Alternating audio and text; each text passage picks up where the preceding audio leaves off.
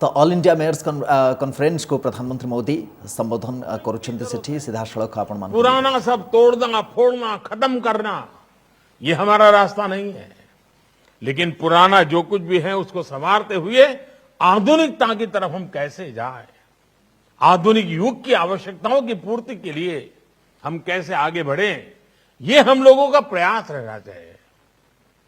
अब हम देखिए स्वच्छता का अभियान चल रहा है पूरे देश में।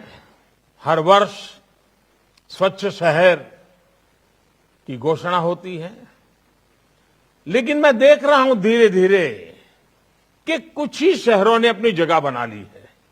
अच्छी बात है, लेकिन बाकी शहर निराश होकर के बैठ जाएं कि भाई ये तो उन्हीं को इनाम जाने वाला है, वही आगे बढ़ गए हैं, हम तो नहीं कर पाएंगे, ये मानसिकता नहीं होनी चाहिए। आप सभी मेयर संकल्प करें कि अगली बार स्वच्छता की स्पर्धा में आप किसी से पीछे नहीं होंगे, आपके शहर किसी से पीछे नहीं होगा। ये संकल्प कर सकते हैं नहीं कर सकते? मैं तो कहूंगा हमारे हरदीप पुरी जी को, हम ये भी कोशिश कर सकते हैं कि जो श्रेष्ठ स्वच्छ शहर है उनको तो इनाम देंगे ही देंगे, उनको तो रिकॉग्नाइज करेंगे, सम्मानित करेंगे, लेकिन जो अच्छा होने का सबसे ज्यादा प्रयास कर रहे हैं उनको भी हम रिकॉग्नाइज करें, और जो बिल्कुल आग बंद करके बैठ गए हैं, कुछ करना ही नहीं है, उनकी सूची भी निकालें और उन राज्यों में एडवर्टाइजमेंट करें कि देखिए इस राज्य के 3 शहर हैं वो इस स्वच्छता में कुछ नहीं कर रहे हैं। तो जनता का दबाव इतना बढ़ेगा कि हर किसी को काम करने का मन कर जाएगा। और मेरी मेयरों से आग्रह है कि आप सिर्फ स्वच्छता को साल भर के कार्यक्रम के रूप में न लें। क्या आप हर महीना हर बोर्ड के बीच स्वच्छता की स्पर्धा ऑर्गेनाइज कर सकते हैं क्या?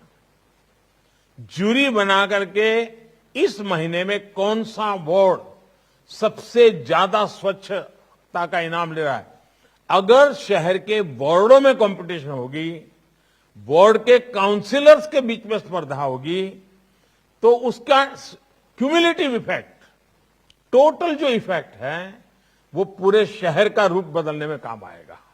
और इसलिए मैं तो चाहूंगा, दूसरा, जैसे स्वच्छता का एक महत्व है, सौंदर्यकरण भी, ब्यूटिफिकेशन, ये भी मैं तो चाहता हूं। दुनिया में ब्यूटी कंपटीशन होती है, जो होती है वो होती है, मुझे उसमें कुछ कहना नहीं है, लेकिन क्या हम हमारे नगर में बोर्ड ब्यूटी कंपटीशन कर सकते हैं क्या? कौन सा बोर्ड सबसे ज्यादा ब्यूटीफुल है? सफाई का पैरामीटर हो सकता है, सौंदर्य की दृष्टि से किए गए इनिशिएटिव का पैरामीटर हो सकता है। हर नगर अपना विकसित करे, जूरी बनाए, दीवारों को कैसे रंगा गया है, दुकानें हैं तो बोर्ड कैसे लगे हुए हैं, गलियों के साइन बोर्ड है तो कैसे लिखे गए हैं, एड्रेस कैसे लिखा जाता है, ऐसे अनेक बातें हैं। उन सारी बातों को अगर आप लगातार शहर में ये जोड़ते, अब जैसे अभी एक स्पर्धा ऑर्गेनाइज हुई है, आजादी का अमृत महोत्सव। अब आजादी का अमृत महोत्सव, उसमें 3 चीजें कही है जो आप सामान्य मानवी से करवा सके। एक, कि आजादी के अमृत महोत्सव के निमित्त रंगोली स्पर्धा, लेकिन रंगोली भी सौंदर्य के साथ जुड़ी हुई रंगोली नहीं, आजादी की आंदोलन की किसी न किसी घटना से जुड़ी हुई रंगोली।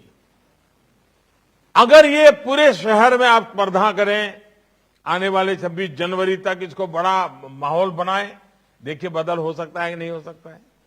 उसी प्रकार से आपके शहर में आजादी के आंदोलन में जो हुआ हो, उसके लिए कुछ गीत लिखे जाएं, आपके शहर में आजादी के आंदोलन में घटी घटना के संबंध में कुछ गीत लिखे जाएं, उन गीतों की स्पर्धा हो।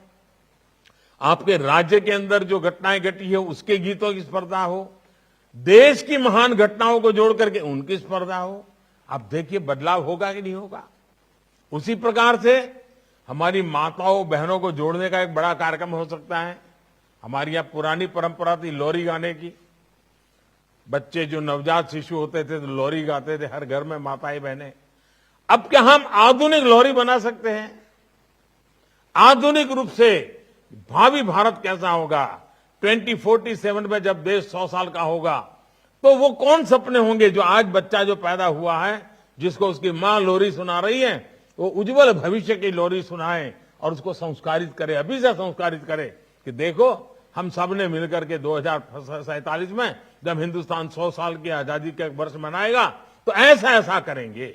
ऐसा कर सकते हैं क्या? अब देखिए हमारे यहां कल आपने देखा, शायद आपको मौका मिला होगा या तो आज जाने वाले होंगे, गंगा घाट देखे होंगे। दुनिया भर के टूरिस्ट आते हैं। काशी की इकोनॉमी को चलाने में माता गंगा का बहुत बड़ा रोल है।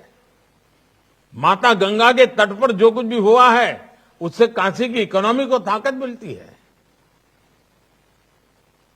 क्या हमारे करीब करीब अनेक शहर ऐसे हैं जो किसी न किसी नदी के तट पे हैं, या तो शहर में से नदी गुजरती है, लेकिन काल क्रम में वो नदी एक प्रकार से तबाह हो गई है।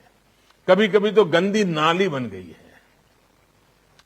या तो बारिश में पानी आता होगा तब वो नदी दिखती होगी, फिर नदी नजर नहीं आती होगी। हमें इस नदी के प्रति एक बहुत संवेदनशील अप्रोच अपनाना चाहिए।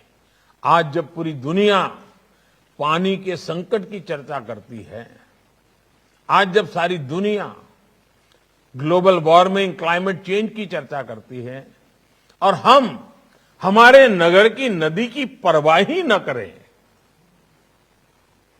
उस नदी को संभालना, उस नदी को संवारना, उस नदी के महात्म्य को समझना समझाना, ये अगर न करें तो फिर हम कैसे गौरव कर सकते हैं?